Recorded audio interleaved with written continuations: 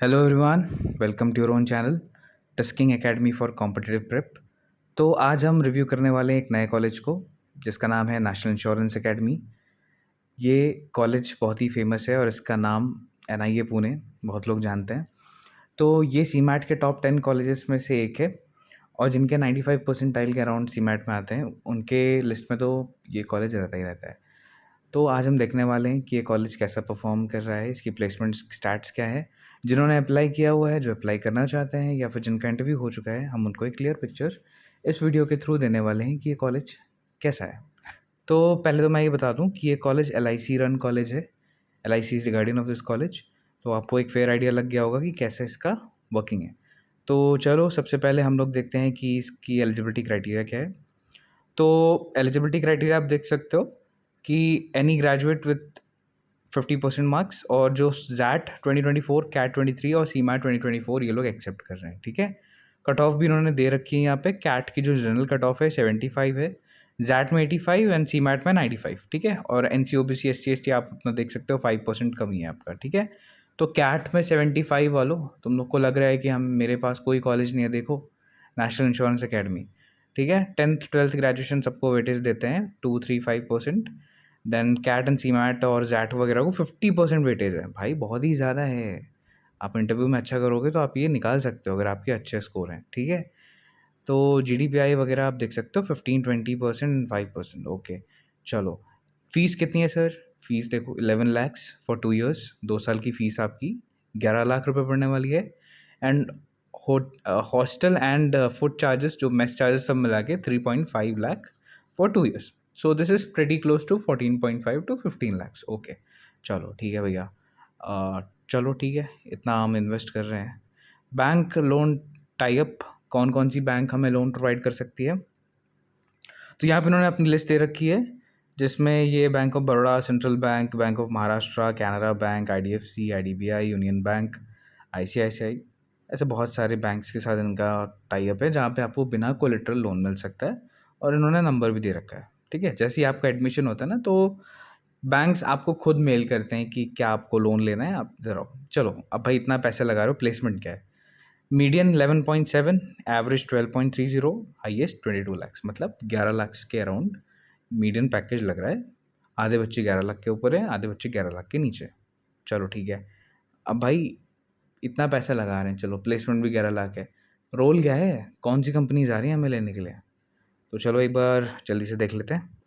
तो जो कंपनीज आ रही हैं, जनरल इंश्योरेंस, लाइफ इंश्योरेंस। देखो जनरल इंश्योरेंस में क्या होता है ना, आप गाड़ी वगैरह सबका इंश्योरेंस करा दो, वो जनरल इंश्योरेंस में आता है। ठीक है, तो HDFC, Ergo, Tata, Bajaj Finserv, ICICI, IFFCO सब आ रही है।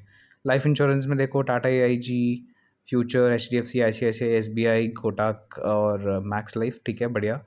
इंश्योरेंस ब्रोकर्स, ठीक है, इंश्योरेंस ब्रोकर्स में आप देखो Mahindra and Mahindra, global insurance, Aditya Birla group, सारे पॉलिसी बाजार सभी आ रहे हैं। री इंश्योरेंस में स्विस री, health insurance companies, consulting, fintech, information technologies और इंटरनेशनल कंपनीज भी आ रही हैं। तो यहाँ से कुछ बच्चों का प्लेसमेंट बाहर भी हुआ इंटरनेशनली। ठीक है, अभी एक न्यूज़ आर्टिकल मैं आपको शो करता हूँ। ये इकोनॉमिक टाइम्स का एक न्यूज़ आर्टिकल है। India is the fastest growing insurance market in the world. ठीक है, ये टाइम्स, बिजनेस टाइम्स का ये आर्टिकल है, इकोनॉमिक्स टाइम्स का, सॉरी। तो इसमें इन्होंने ये बताया है कि कैसे हमारा जो इंडिया का इंश्योरेंस सेक्टर है ना, ग्रो करने वाला है। देखो एक बात समझो, हमारी 140 करोड़ की जो पॉपुलेशन है, तो उस पॉपुलेशन में हमारा बहुत ही ज़्यादा बड़ा चंक, मतलब समझ लो 80% के अराउंड मार्केट अभी भी इंश्योरेंस में अनटैप्ड है। मतलब 80% जनता अभी भी इंश्योरेंस के दायरे में आई नहीं है, तो हमें उनको लाना है। तो आप समझ सकते हो कितना बड़ा ग्रोथ और कितना बड़ा मार्केट है ये। ठीक है, तो ये मुझे बस आपको एक आइडिया देना था। चलो सारी बातें हो गई। सर कॉलेज की फ़ीस देख ली हमने, परसेंटाइल देख लिया कितना पे लेंगे, और हमने प्लेसमेंट्स देख लिया कि हाँ ठीक है कंपनीज आ रही हैं, 11.50 की मीडियन वगैरह आ रही है। पर सर कन्फ्यूजन है। कैसा कन्फ्यूजन? कन्फ्यूजन ये है कि सर लेना चाहिए कि नहीं लेना चाहिए, क्योंकि सर इंश्योरेंस नाम दे दिया इन्होंने। अब इंश्योरेंस में प्लेसमेंट्स क्या होती होंगी, कैसे होती होंगी, ग्रोथ क्या है, तो ये मैं आपको पता है जब भी मैं रिव्यू देता हूँ तो एंड में मेरा ये रहता है कि शुड आई टेक इट और लीव इट। तो सबसे पहला तो परसेंटाइल।